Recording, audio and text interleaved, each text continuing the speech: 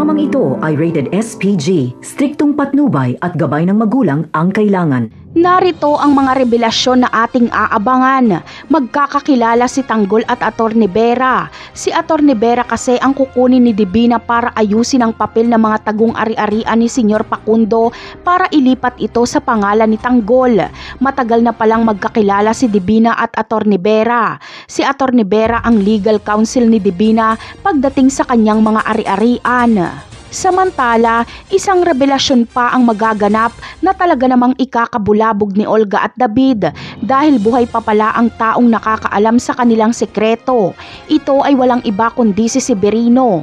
Itinago ni Ramon si Severino habang ginagamot ito. Batid kasi ni Ramon na may natuklasang sekreto si Severino kaya alam niyang delikado ang buhay nito. Nakomataw si Severino pero magigising na ito at muling magbabalik sa eksena. Ito ang dahilan kaya hindi kumuha ng kanang kamay na tauhan si Ramon simula nung mawala si Severino dahil hinihintay niya ang pagbabalik ni Severino. Ano kaya ang gagawin ni Olga at David kapag magbalik nga si Severino? Siguradong susubukan nila itong patayin pero hindi nila magagawa.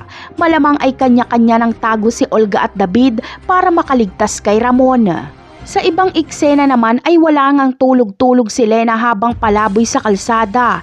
Hinihintay niya talaga ang umaga para abangan si Marites at plano niya itong patayin. Ngunit walang plano si Marites na lumaban kay Lena kaya tatakbuhan siya pero hahabulin siya ng baliw. Sa kakaiwas ni Marites sa atake ni Lena ay madediretso si Lena sa impyerno dahil malalaglag siya sa hagdan.